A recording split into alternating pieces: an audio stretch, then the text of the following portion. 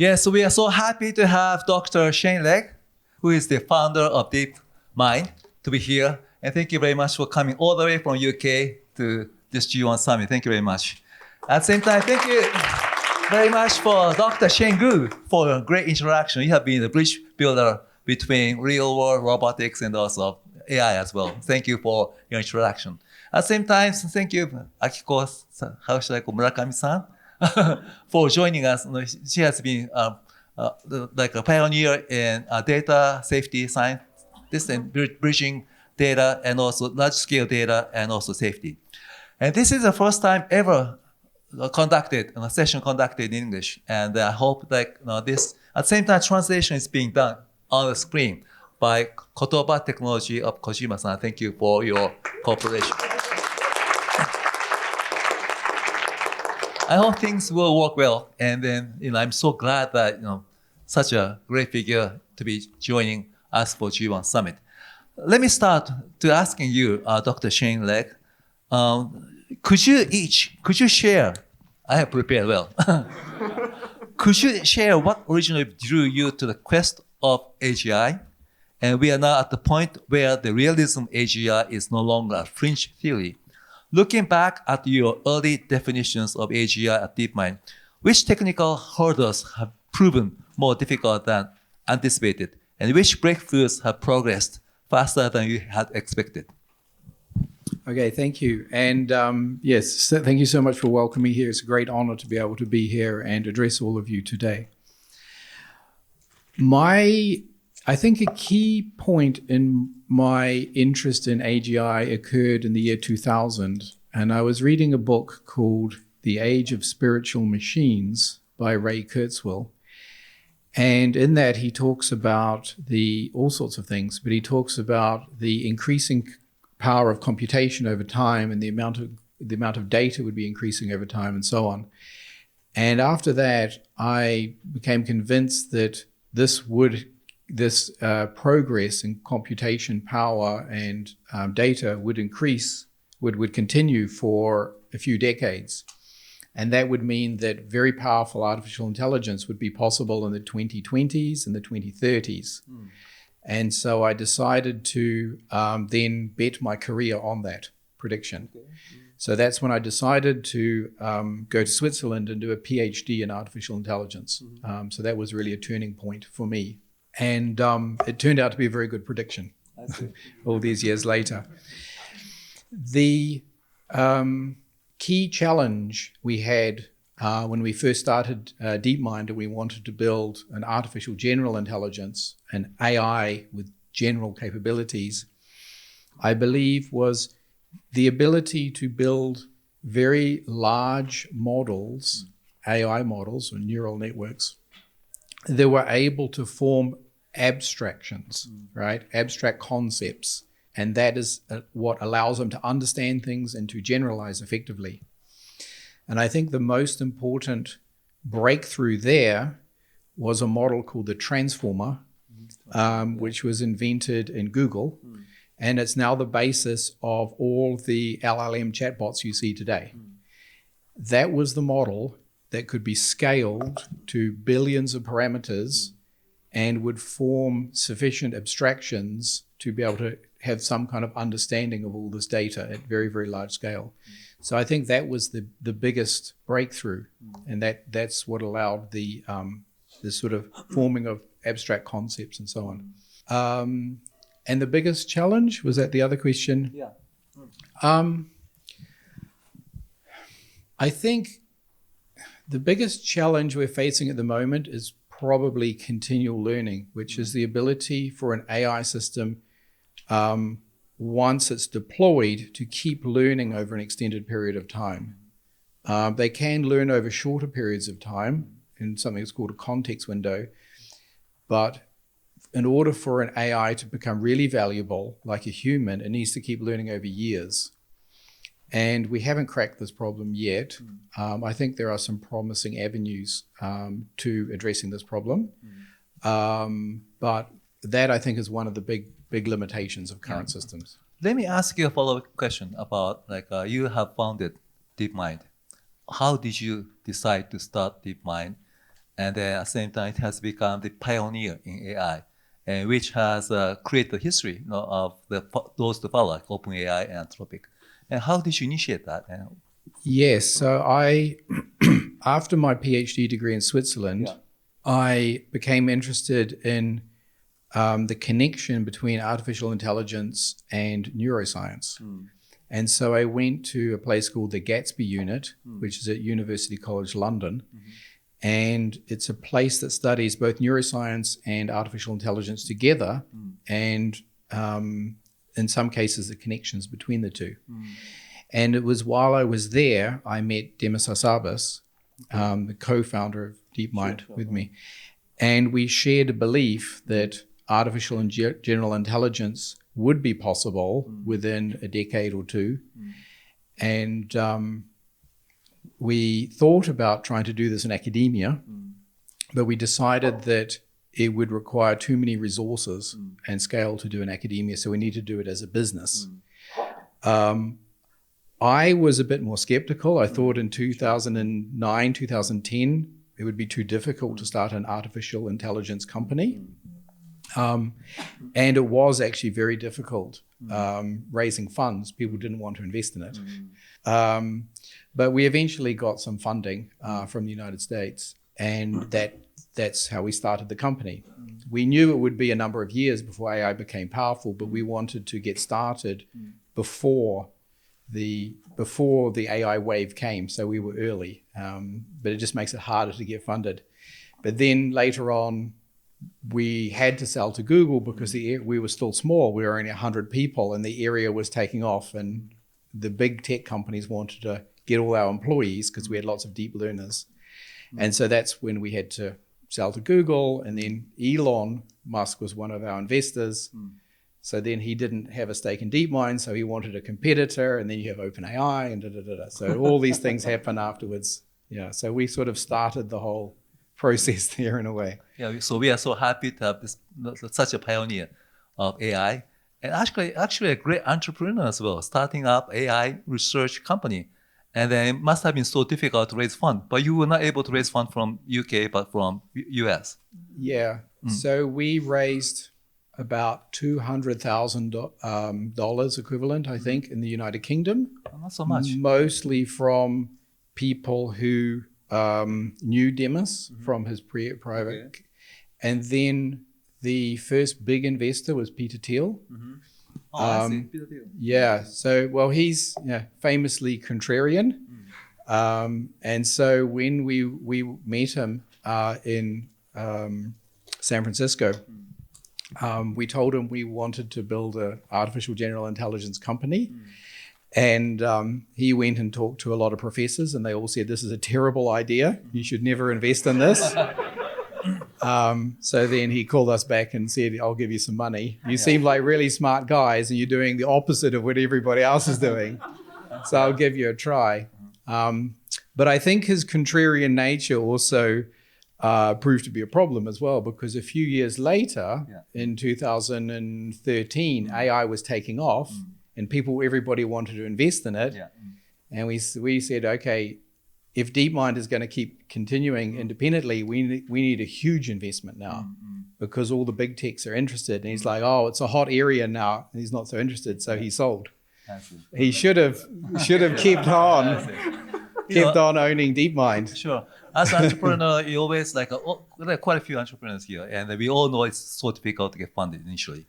But the time will come, the timing that we feel it's gone well, it seems to be going well, and then at the same time, people heard about AlphaGo. When was the time that you felt that these things will go well?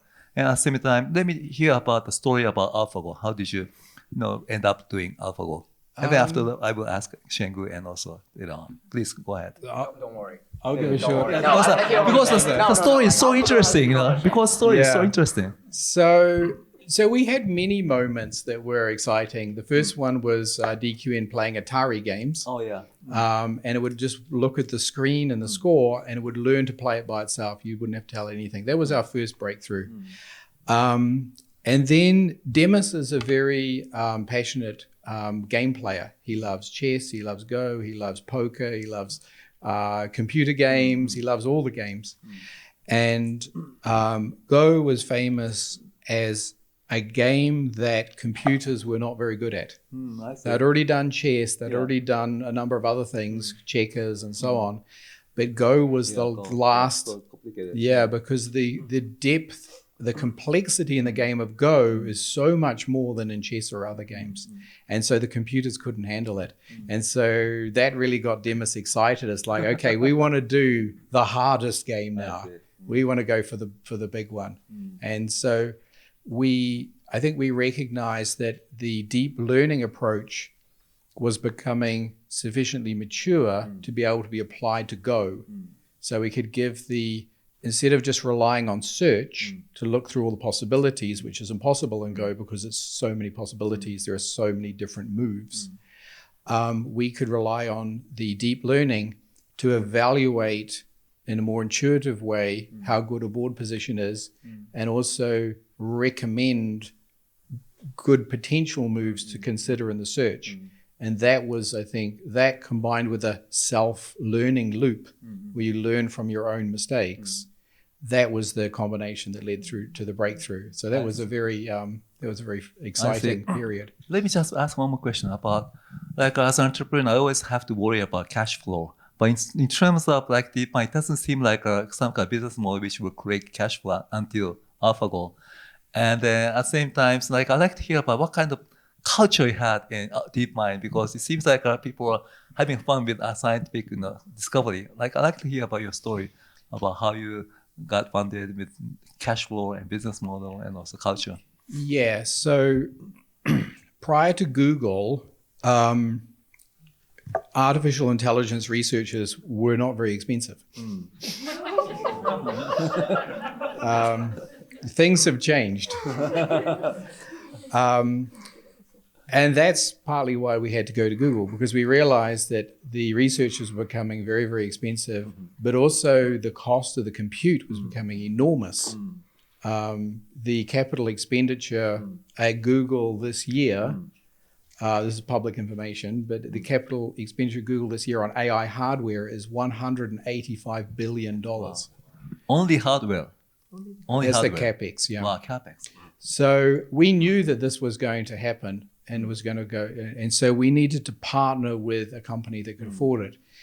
And the really key thing in terms of becoming part of Google and working with that was the fact that one of the founders of Google, Larry Page, he always believed in AI. He always thought that Google in the future would be an AI company because search is just a step towards intelligent processing of information, and that means artificial intelligence. So from the very beginning, when we started talking to Larry Page, he was a strong believer in what we were trying to do, and he was willing to use the financial muscle of Google to enable us to try to achieve our mission of building artificial general intelligence.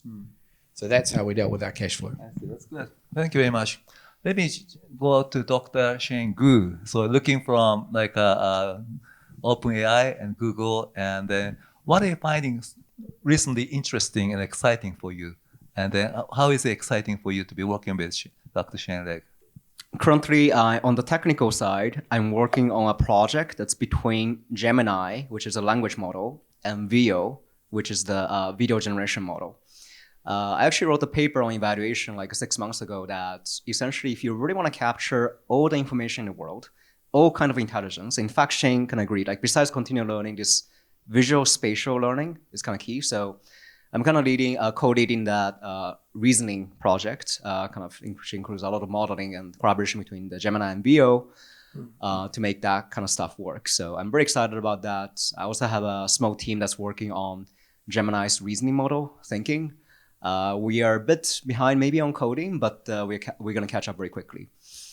What we are here today with Shane Legg is really to talk with business executives and policymakers. And a lot of people kind of ask me why I do this. Because most of the researchers, they never really go outside technical kind of space. But thanks to Hori-san and thanks to multiple connections at G1, I think Ueno-san is the first one who invited me to G1 about 3.5 years ago.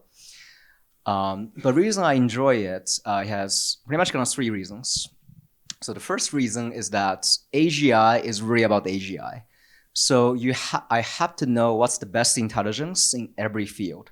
By talking to you, I can very efficiently talk to the top business people how you think about it, the top media people how you think about it, the top policymakers how you think about it. So I'm really enjoy this time here. So I attended the 4 sessions. I really enjoy the learning I have. And it kind of inspired me about AGI. The second thing is the basically preparation. I think Shane can talk more about this post-AGI team he just started a few months ago.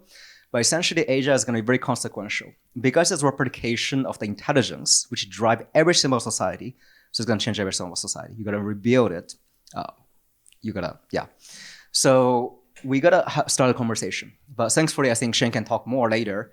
But we're going to have we really enjoy, we just presented to the LDP, Jiminto, about a few days ago in front of the policymakers. They're very excited to hear from Shane. So I think we need to start a conversation. The third is what's the most valuable post-AGI asset? Obviously, I'd love to hear from Shane as well, but one thing I often tell people is the people. In the post-AGI, like AI can do a lot of the coding that I did like many years ago. Like I was able to predict that 4 years ago, so I just kind of focus on modeling, just making AI to replace my work.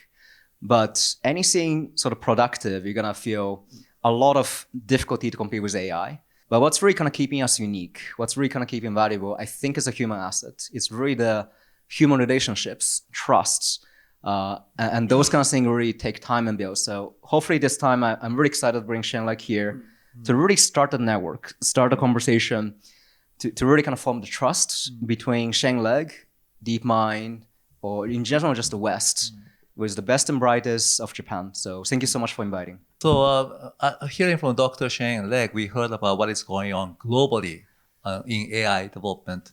And we're hearing from Dr. Shane Gu about the strengths and weaknesses of Japan. Let's ask Murakami-san about Japan is often viewed as a global laboratory for saving high-stakes societal challenges such as aging population and energy resilience.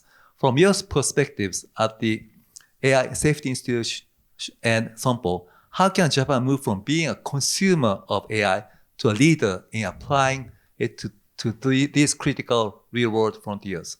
Thank you very much, and thank you for having me today. So I heard this session will be in English just 2 days before. So I'm getting very nervous because of I'm not a native tongue, so please accept, apologize. My English is not so good. But anyway, so I would like to answer the question about Japan is a leadership of the current cutting edge the world issue. Like all the ages and disaster recovery, too many disasters in the area and so on. And I have the double hat, and I'm working for the Japanese government keep the AI safety, and also that I'm working as a chief data officer for the insurance company. So the insurance is a kind of keep the platform for the keeping the safety and the secure the world, and also this third work is slightly different, but it's tightly connected. I do believe so. And the Japan tried to the recovery from the disaster and the recovery from the so many the difficult the challenges like how to care the elderly people for the smaller people in the world. So this country is a cutting edge of the so many types of these problems, but we have the AI for now. So my career started as a researcher on the AI, and my research area was natural language processing. So I'm very shocked with this technology. So because of the perfectly translated our English into Japanese, and the AI can do every types of the things, and we have fewer people, and we have to doing so much things in the fewer people. So that's why the AI support us very much. But in the AI, the era of the statistical models, I very worry about that the stochastical models use the data, and we created the models with the data. So that's why the answer from the AI is a kind of our answer we are already getting before. But in the generative AI era, the things are totally different. So because of the answer is not the answer which we received before, and this is generated by the AI. So that's this is the good and bad things. So because of the good things is that we just do not cap the result before our behavior. So the AI supports us the wonderful world, and we are creating the new world with the AI. And the another thing is that we have to keep the AI in the how can I say that it's we have to keep the AI in the expected behavior. So because of the AGI era, the AI doing like the human. So in the human being, we expect your behavior, but we cannot control your behavior. So that's very, very similar to the AGI era.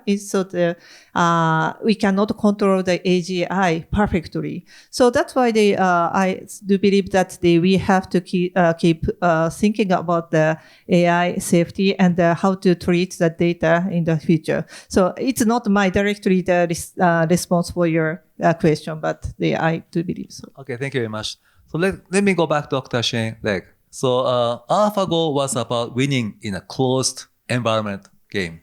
Today you are using AI to solve broad and rich challenges.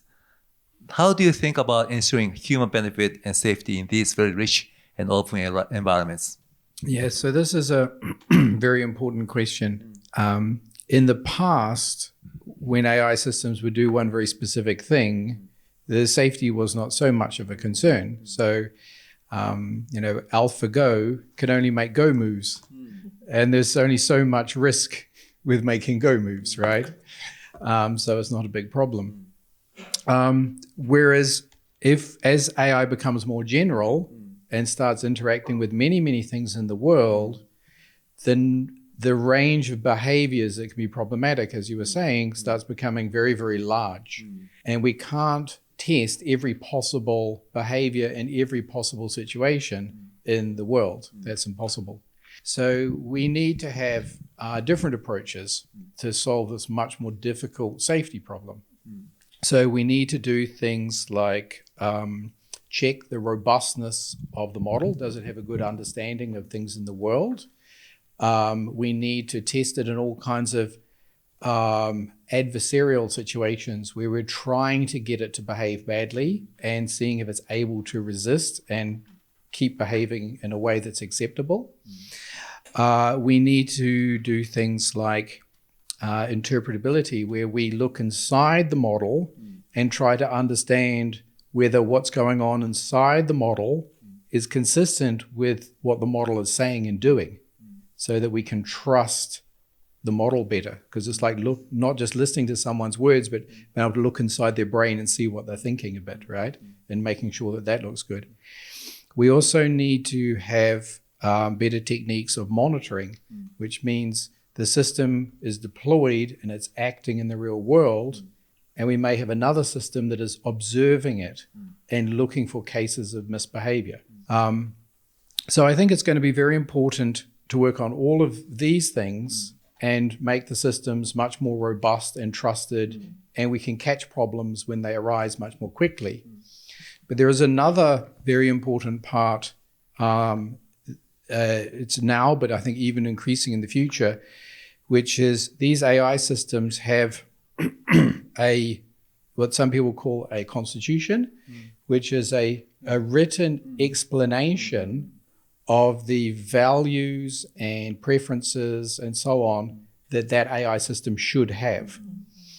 And so we have almost a sort of a philosophical, ethical question of what values, what social norms, what types of behavior, etc., do we want the system to have? Because we have to write and explain to the AI, this is how we want you to behave. And in some cases, it'll be, well, you should behave in these ways and not these ways because it's law. In some cases, we might think it's unethical. In some cases, it might be culture specific. Maybe in Japan, you should behave this way and this way, but in a different country, maybe it's different, right? And then some cases, it may be just due to what the corporation wants. The corporation thinks that this sort of behavior is not on brand, whereas this sort of behavior is more on brand, and we prefer this, even though it's not against the culture or illegal or unethical. It's just sort of more how we want our AI to behave. So all of these things need to come together. And so I think there's very interesting questions for governments, for society in general, and for people working in ethics and philosophy to think about, how do you want AIs to be? What values do you want an AI to have? And some of these may be enforced by law, some of them may be optional, and so on. So there's some very important questions for society and governments and academics and so on to think about there. Okay, good. When I did some Google, you are coming up as the founder of the concept of AGI. You virtually created the word AGI. I'm quite curious about how far are we in terms of AGI. I'm not sure whether it's easy to answer, but I'm just asking you, how far are we in terms of AGI, and what's going to happen after we reach AGI? I proposed the term AGI in 2002 because a lot of AI research then was about very specific things, and I wanted a term to be able to refer to this old dream of thinking machines that could do lots of different things that were general. So I proposed that. Now there are a lot of different definitions of AGI around, okay? And that creates a lot of confusion because people say, oh, we already have AGI, or we're going to have it in 2 years, we'll have it in 20 years, but they're using different definitions, so it's very confusing. So I've started using the phrase minimal AGI as the minimum you would need to have before I would consider it to be an AGI. So that's why the phrase I use. And I say that a minimal AGI is when the AI can do all of the cognitive things that people can typically do, and in some cases more. But it should never be below the sort of cognitive capability that is normal in people. And when we reach that level, just like we say humans have general intelligence, then the AI has general intelligence too. And a few years ago, we were very far away from that. And then in recent years, you've all seen these AI systems, Claude and ChatGPT and Gemini and so on, become closer and closer to be able to do many of the cognitive things people can typically do. Not experts necessarily, just typically do. But there are still a few areas of weakness, and Shane Gu pointed to one of them, which is around vision, visual understanding. Another important one I referred to earlier is continual learning, an ability to keep learning over an extended period of time. The AIs are nowhere near as good as humans at this. And this limits the AI's capabilities a lot. But I believe that there is a 50% chance that we will reach human level continual learning and visual understanding in the next 2 years. In 2 years? In 2 years, yeah. But that's 50% chance. So it may or may not happen. It might be only 1 year. If things happen fast, maybe it's 3, 4, 5 years. I would be surprised if it's more than 5 years. I see. And then when that happens, the world doesn't change overnight because the AI can do cognitive things people can normally, typically do. The typical person walking down the street is not going to invent the successor to quantum theory, right? But you also have to understand that the capabilities of an AI, some people say it's jagged, it's uneven, right? So already an AI system like Gemini can speak 150 languages, right? It's already doing mathematics at the level of international math competitions and in some cases research mathematics. So it's already very high level human or superhuman when it comes to, say, speaking languages or general world knowledge. It's already superhuman. But then in some other areas, it's below typical human. So it's very uneven. So an important thing to understand is not necessarily when you get to AGI. When you get to minimal AGI, the AI will stop failing in ways that would be surprising if a human failed in that way. See? So it has a certain robustness now because it can do all the cognitive things people can normally do. But the other thing to keep an eye on is where is it developing professional level ability or even superhuman ability? Because that's where you'll start seeing revolutions happening in particular industries and areas. You have signed up the AI risk of extinction, human extinction. I just want to hear what is your reason behind and what is your worried about AI? Yeah. So I'm not too worried about AI in the coming years, to be clear. Even when it reaches minimal AGI, I'm not too worried about that. There is always, with any powerful technology, there is always a potential for misuse, and there will be people misusing it for cyber attacks, using it for all sorts of criminal activities and other stuff. And there'll be people using it for medical research and using it for solving all kinds of problems in the world. That's the nature of powerful technologies. So it's important that society pays attention to that and creates the right rules and regulations and so on, right?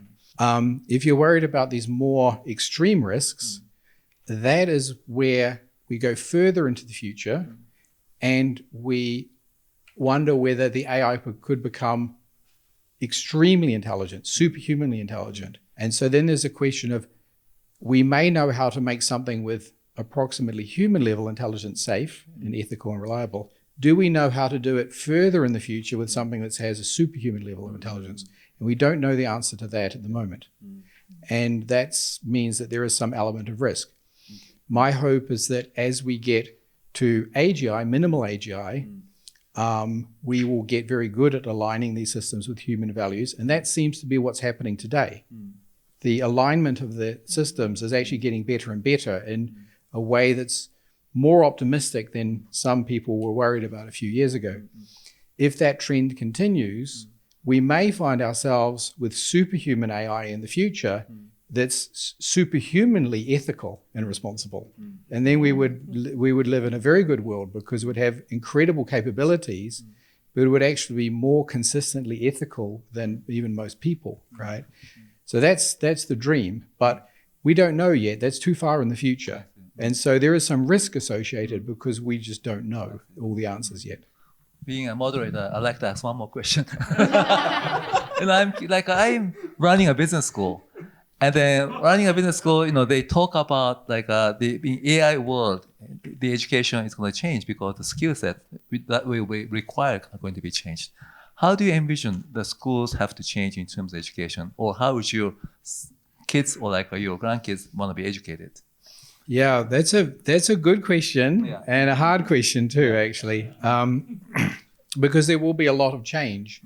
And the way I say is that you think of all the different areas of society, law, accounting, finance, education, literature, medicine, mathematics, every faculty and department in the university, human intelligence matters in some way. Yeah, sure. And so if you have abundant machine intelligence that's cheap and fast, it will change the law. It'll change how law is done. It'll change how the economy works. It'll change all of these things, right? And so education is one example. So there are a few different aspects.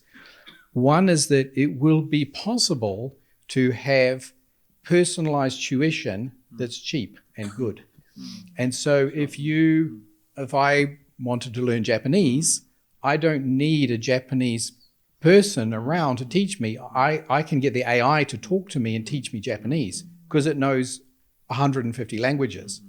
And then it'll learn that I understand some things in Japanese, but I struggle with some concepts in the language or the pronunciation or whatever. And so it will be able to adapt the learning for me, or whether it's calculus or I want to learn to program in a computer language, whatever. So I think the possibilities for education will be enormous. Now, at the moment, the children of wealthy families have that because parents can pay for tuition. But maybe in the future, if the AI will be able to do it much more cheaply, then many more children will benefit from individual tuition from advanced artificial intelligence. So I think there's a huge opportunity there. There's also another question, which is at the moment and in the past, a lot of education, some education was done for cultural enrichment and expanding your mind and so on, but some of it was done for a more practical purpose of developing a career and the skills needed to earn a living. If in the future AI is very good at a lot of cognitive work, the economic value of, say, learning software engineering or mathematics may change because we may have AIs doing a lot of accounting and finance and tax law and immigration law and mathematics and all kinds of things. So I think we also need to think about what are the priorities and what is the purpose of education in society. It may shift a bit in the presence of machine intelligence. So 5 more minutes for Q&A. Dr. Shane Gu, have we touched upon everything that we should, or are we missing anything? Do you have anything more to add? Yeah, I guess like when Shane was talking about like why is it jagged, right? Why is it jagged? Essentially, there are two factors that contribute to how fast technology evolves. One is basically how hard it is to make that technology. Some domain, right? You just don't have enough data, or you don't have a good architecture. Maybe the GPU, TPU are not sufficient, so it's just hard. The other axis is how much economic value that technology brings. So it's really those two kind of define it. So the reason why it's jagged, one explanation, because for example, the sort of visual reasoning example, there's a recent benchmark called the Baby Vision that came out. The best model is Gemini, but it's worse than 60-year-old. 6歳児より悪い. So, but it's better than the best software engineers at Google DeepMind, OpenAI, Anthropic in many cases. So that kind of stuff, that's like sort of one maybe thing I can. Yeah. Okay. Akiko-san, do you have anything else to add? Yeah, so I would like to add the one comment for the AGI safety and risk, so that I am the member of the World Economic Forum Global Future Council on AGI, and we are talking about the AGI and the risks. But the final decision is that the AGI is not itself it's not a risk, but the human use the AI is the risk. Because of the always the technology is a neutral, not a bad thing and good things. But if they use the human use the technology in the good way, this is a good things. And the human use the technology as a bad thing, it's a bad thing. So that's why the AGI itself is not a risk, but how to treat and how to use the AGI or how to live with the AGI is one of the topic we have to think about. So that's one of the topic I would like to add. I'd like to add, please. One other risk is that AGI comes and it's able to do a lot of cognitive work, and then maybe some robotics too. This creates a lot of disruption in society. And so there's also a risk of some destabilization in society, in politics, and so on, because of the amount of change that starts happening. And so I think it's going to be very important to think about this and for governments to manage this change. And now they don't want to not embrace the new technology, because then you get left behind what's possible and what's the incredible productivity that's possible. But you need to manage this change so that the society can adapt to it without developing too many problems. So there is some sort of political, social risk associated with such a large change. And so I think that's a really important thing for people to be thinking about. Yeah, I always say that it's 成長 in Japanese. I have to how to say in English in 成長 growth pain, growing pain. Yeah. There are quite a few politicians here, like Dr. Shane Legg. What would you advise the Japanese government to do in terms of AI? Because you have mentioned there are lots of things that going to happen. We haven't talked much about government role. What do you think the government should do? So I think the government has a very important role to play, because this is not a technology that is limited to one industry or application. This is a society level transformation. And so the government, as a representative of the people, has a responsibility to navigate this, right? Now, as companies, we want to be as responsible as possible, but really it's the government who's ultimately responsible, because that's elected by the people and represents the people. So that they play a very, very important role here. And so they need to set up institutions that study safety and all these types of things. At the moment, I think the most important shift is a mental shift. It's a shift in mental attitude. It's an acceptance that powerful artificial intelligence is not just an interesting idea. It's a reality which is taking place today and is going to unfold in the coming years. And this is coming, and it's coming now. And so you need to take this as a serious reality, not as a conceptual possibility.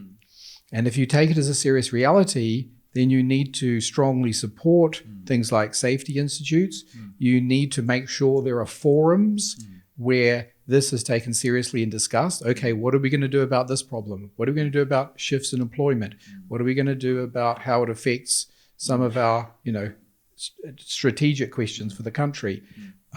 Do we need to set up other organizations to study different aspects? How do we interact with the key players that are developing this technology?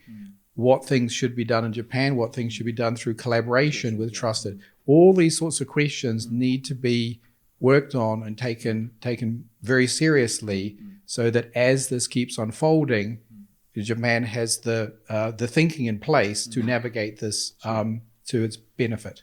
Very good. Let's open the floor for questions. There are quite a few, so many. Come on. Let's Takamiya-san, Honda Keiko-san, and maybe Nakamura-san. There's so many questions coming up. Thank you very much for the interesting question. I'm Shin Takamiya from Glo Capital. I'm a venture capitalist, so I have a tendency to jump to conclusions. So I'd like to get your views on how the business and competitive landscape would evolve after the minimum AGI, the competition between different AGIs, competition between the application layer, and eventually, how the vertical integration would kind of evolve. Good. We always collect 3 questions. So please write up. But and then Keiko Honda.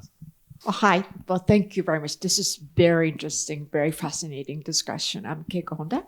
My question is, I understand that quantum computing is coming a little bit earlier than expected. I had a pleasure to visit the IBM Research Center in Terrytown last month. Then they told me some of the early prototype is coming up in this year. Then the real possible useful, for example, impacting the banking industry coming in 2028.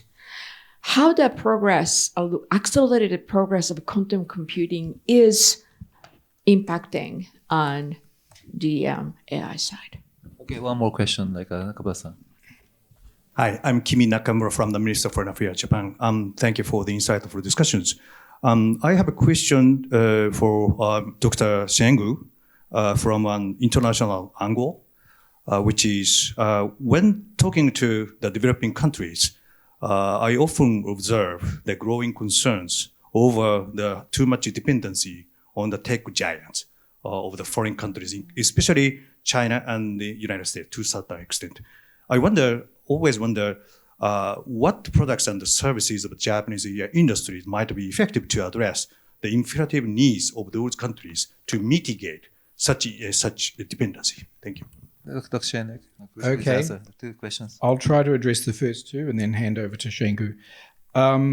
So on quantum, I'll give you my personal take is that it's probably not going to be that important.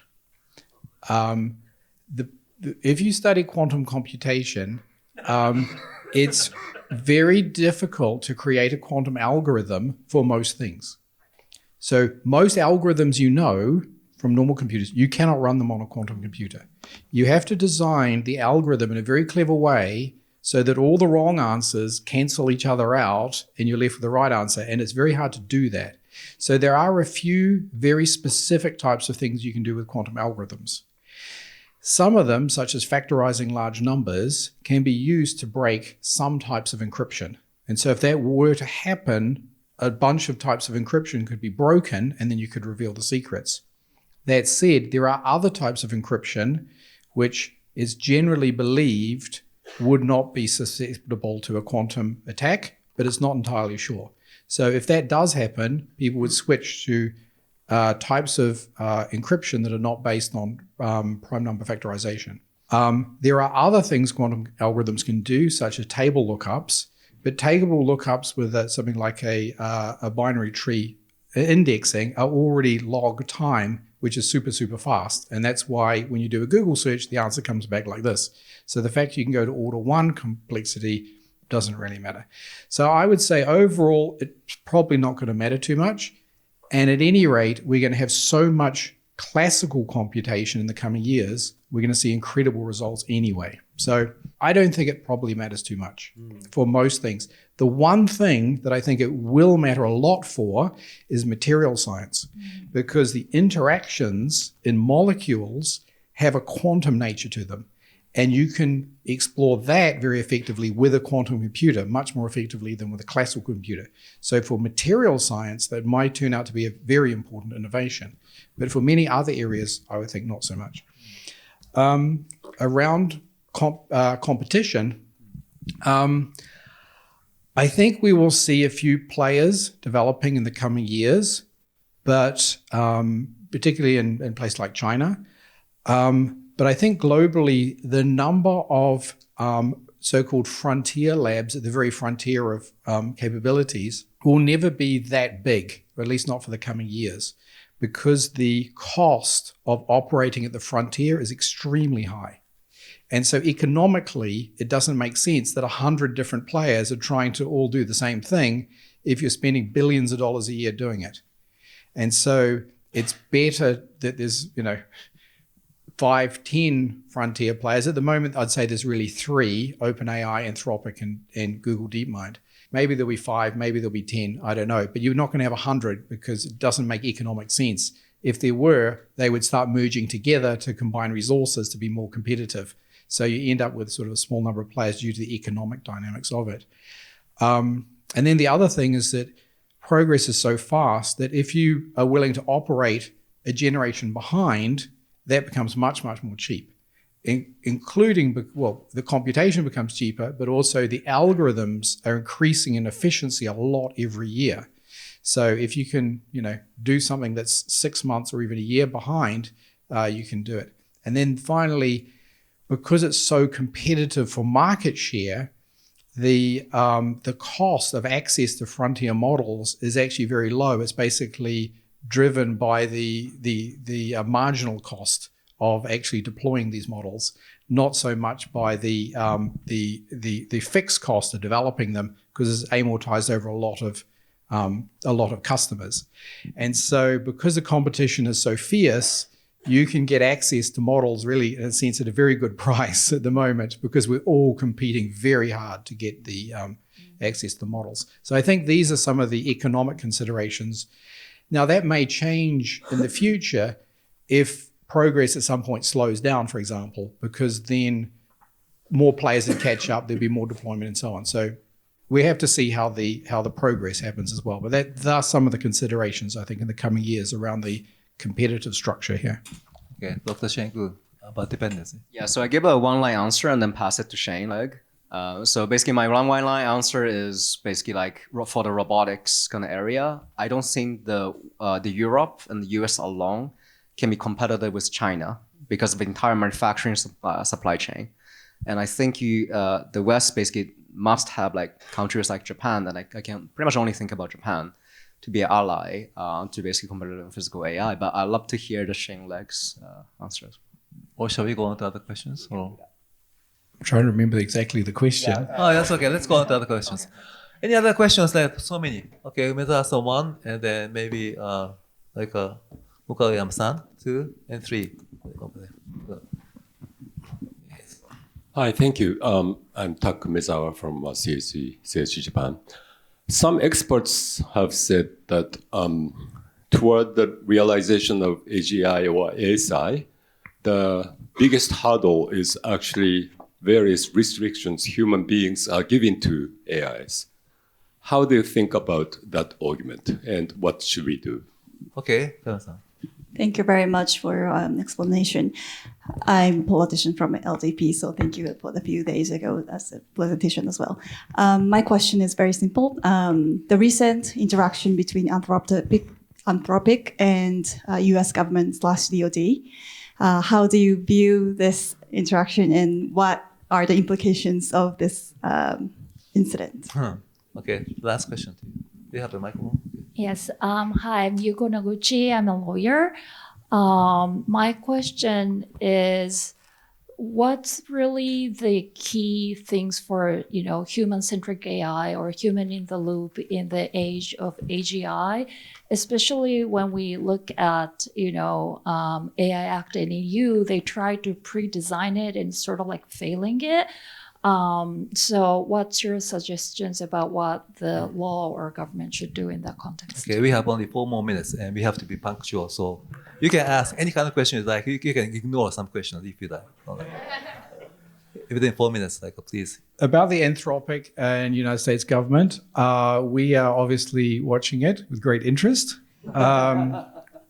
Now, as per my comments earlier, at some point, governments will become interested in this because they will realize that this is a very important technology for the transformation of society. It's strategically important. It's important for everything from military to finance to medicine to all of these things, right?